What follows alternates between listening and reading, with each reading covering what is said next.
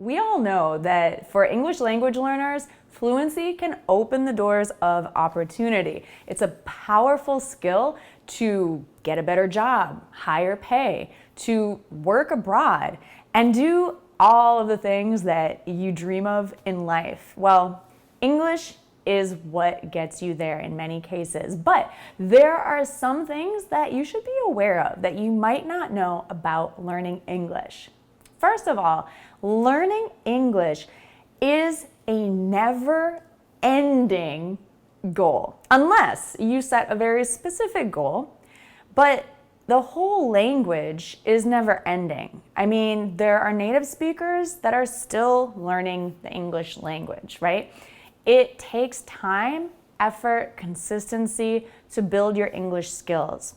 And you're never going to know everything about all of English.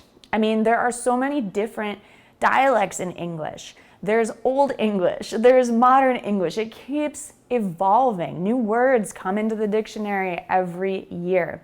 There's so much to know about English.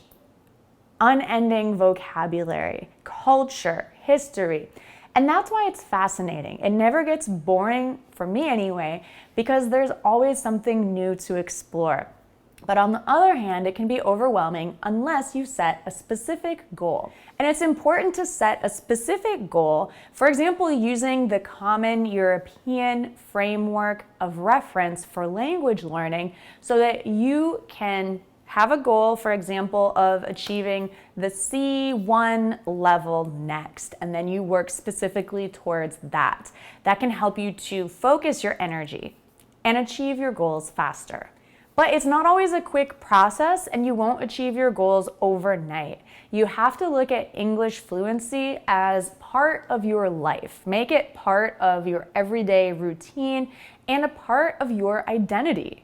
Some people may underestimate the amount of time that it actually takes to become fluent in English. The intricacy and complexity of English grammar can sometimes be difficult even for native speakers to grasp.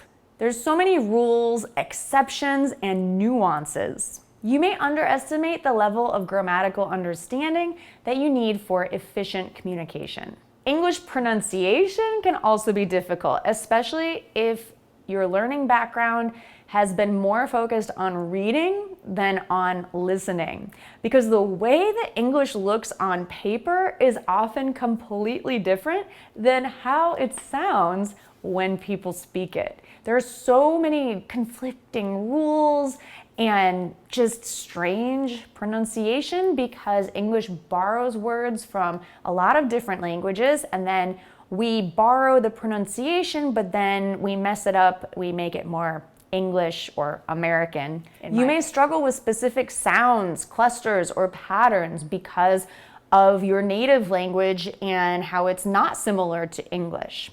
But with time and perseverance, you can certainly improve your pronunciation. You might think that memorizing thousands of vocabulary words will make you fluent. That is not entirely true. It's not enough to just memorize vocabulary. You have to know when and how to use it, the context, the nuance of a word, when it's appropriate or inappropriate to use it. Idiomatic expressions are so important too. So make sure that you're considering all of this when you go to use all of that vocabulary you've memorized.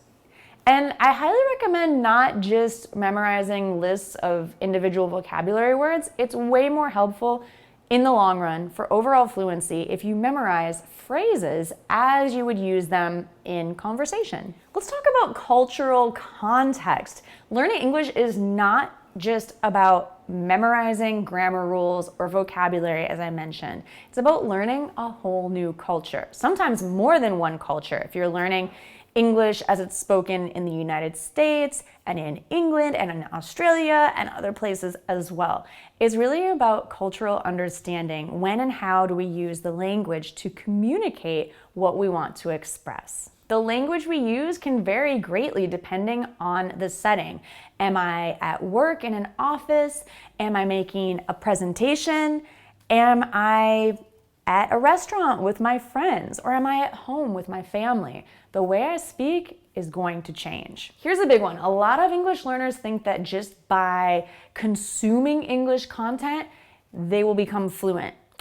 Your understanding will improve a lot. However, this is why when you go to speak, the cat gets your tongue and you are just frozen because you're not doing enough active practice. Active practice means speaking and writing primarily, especially thinking on the spot, being spontaneous speaking without reading out loud, without simply rehearsing something that you've practiced before, being able to respond in conversations or keep up with conversations with proficient speakers. So active practice is extremely important. You have to push yourself, challenge yourself to practice actively. Take what you have learned, like let's say that you memorize 10 new vocabulary words. Well, active practice is not really just memorization. Active practice is taking those words, creating your own new sentences, maybe writing them first,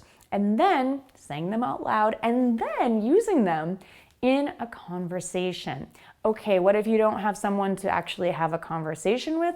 That's okay. You can make up the conversation on your own, but try to do it without rehearsing it, without planning it. Imagine a conversation in your mind between two people and how that would go. Fear. So I never realized how big a role fear plays in language learning until I worked with English learners from around the world through my fluent communication course. Many times the problem is not that you don't know English, it's that you're afraid to use it. It is scary, but we have to push past fear because all your goals, everything that's good in life, lies just outside our comfort zone. So in order to grow, we have to face our fears. Fear of making mistakes, fear of looking silly, fear of being made fun of or not accepted or not understood. I mean, it's just part of it, to be honest. So this is actually a great personal growth exercise. Learning any language will push you outside your comfort zone. You'll learn to embrace your mistakes, improve on them, and learn and grow as a person, not just as an English speaker. You may have taken an English class in high school or college and you learned English in order to write essays or take standardized tests, but what about your real-life communication skills? Have you considered how important those are now that you're out of school?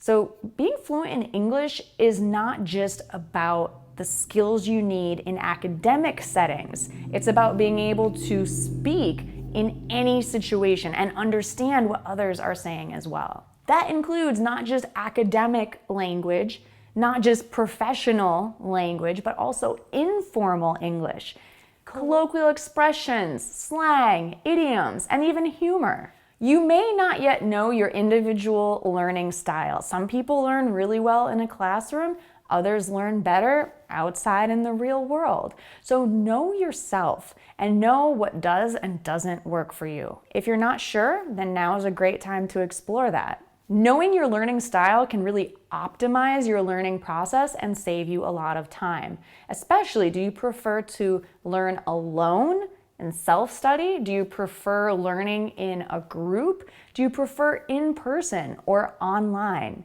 Tell me in the comments which you prefer. I'm assuming since you're watching this online, you may be a self-starter and you prefer to learn online from anywhere. But correct me if I'm wrong and tell me more about you and how you like to learn. And is there anything that you would add to this list about things that people may not know about learning the English language?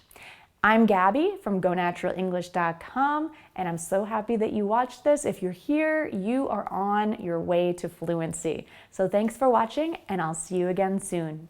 Bye for now.